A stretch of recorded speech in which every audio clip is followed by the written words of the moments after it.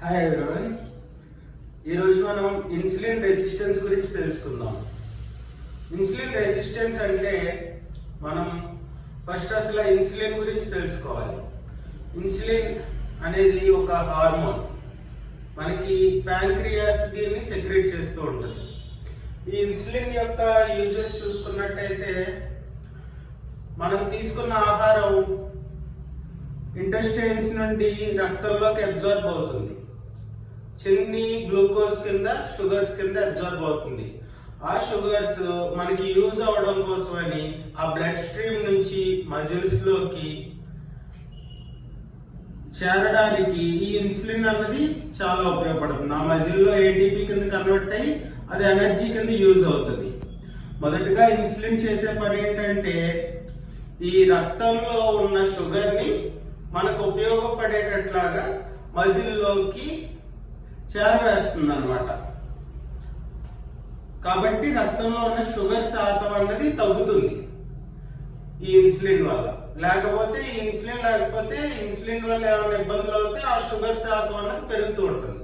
రెండో పని ఎక్కువ ఏం చేస్తుందంటే ఇంకా షుగర్స్ ఉన్నాయి, సరిపడా ఎనర్జీకి సరిపడా కాకుండా ఇంకా షుగర్స్ ఉన్నాయంటే ఆ మజిల్స్ లో గ్లైకోజన్ కింద స్టోరేజ్ కొంచెం స్టోర్ చేసుకోవడం, మజిల్స్ లో కూడా కొంచెం స్టోర్ చేసుకోవడానికి ఇది ఉపయోగపడుతూ ఉంటుంది. ఇంకా ఎక్కువ షుగర్స్, ఇంకా ఎక్కువ కార్బోహైడ్రేట్ ఇంటేక్ ఉండి ఇంకా ఎక్కువ షుగర్స్ ఉంటే వాటిని ఇంకా ఎక్కువ షుగర్స్ ఉంటే ఆ ఫ్యాట్ కింద స్టోర్ అవడానికి ఆ ఫ్యాట్ కింద ఆ ఫ్యాట్ సెల్స్ లో లివర్ లో స్టోర్ అవడానికి ఆ పాత్వేస్ అన్ని కూడా స్టార్ట్ అవడానికి ఇన్సులిన్ ఉపయోగపడుతూ ఉంటుంది అనమాట. కాబట్టి ఇన్సులిన్ ప్రాముఖ్యంగా దేనికి ఉపయోగపడుతుంది? మనకి బ్లడ్ షుగర్ లెవెల్ అన్నది ఎక్కువ అవనివ్వకుండా సెల్స్ లోకి వెళ్ళేటట్లాగా ఈ ఇన్సులిన్ ఉపయోగపడుతుంది. ఆ సెల్స్ లో ఉపయోగపడేలాగా, లేకపోతే గ్లైకోజన్ కింద మజిల్లో స్టోర్ అవడానికి, లేకపోతే ఫ్యాట్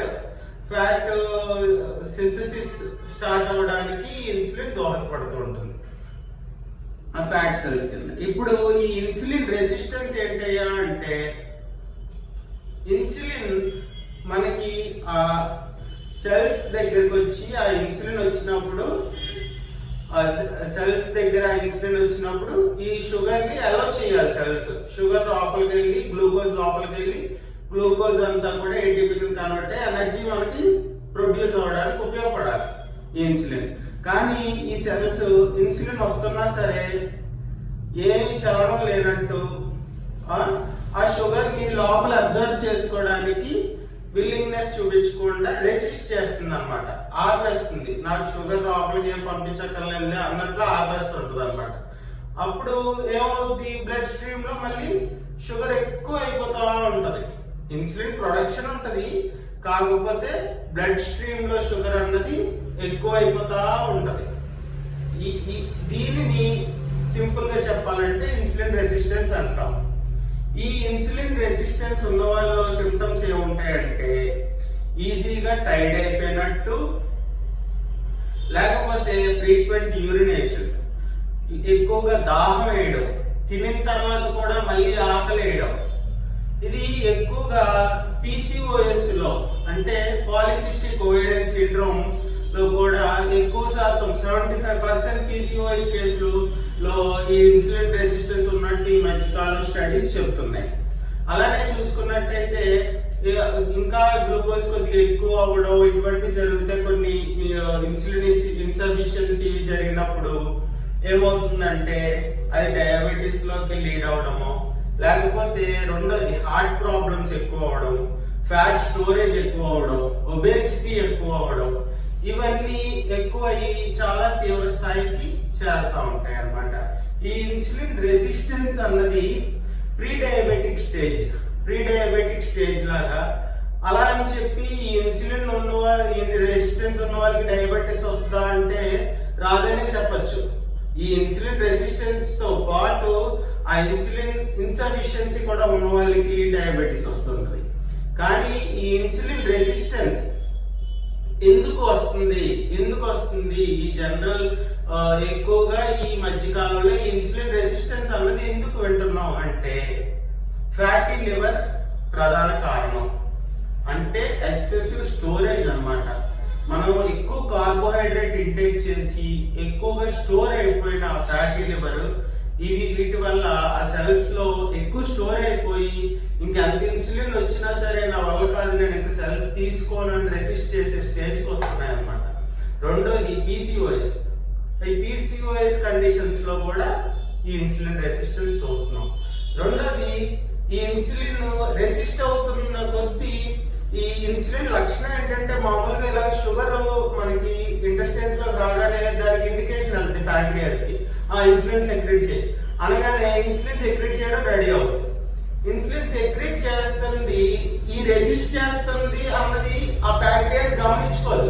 సెల్స్ ఎంత రెసిస్ట్ చేస్తున్నా ఇంకా ఇంకా ఇంకా ఇన్సులిన్ ప్రొడక్షన్ పెంచుతూ ఉంటది.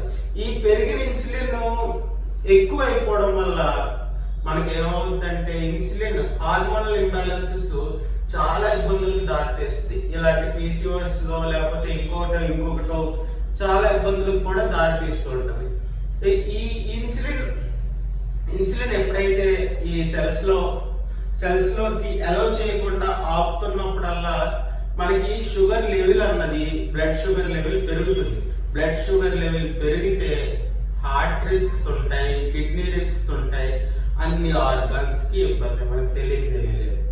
కాబట్టి ఇటువంటి ఇన్సులిన్ రెసిస్టెన్స్ ని మనం సింపుల్ గా దీనికి ఏంటంటే ఖచ్చితమైన ఎక్సర్సైజ్,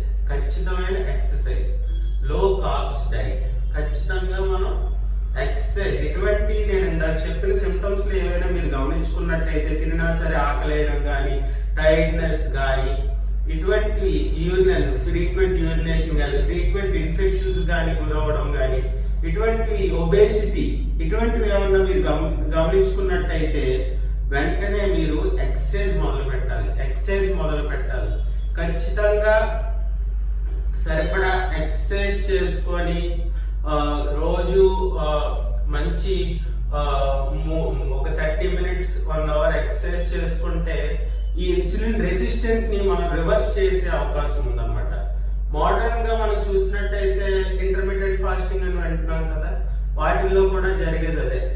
మనకి ఏంటంటే ఖచ్చితంగా ఎక్కువ లాంగ్ టైం మనం తినకుండా ఉన్నప్పుడు ఏమవుతుందంటే ఆ ఇన్సులిన్ ప్రొడక్షన్ అన్నది ఆగి లోపల ఉన్న గ్లైకోజన్ లేకపోతే ఫ్యాట్ మెటబాలిజం జరిగి మనకి ఎనర్జీ కింద ఉపయోగపడి ఫ్యాట్ కరగడానికి ఆస్కారం ఉంది.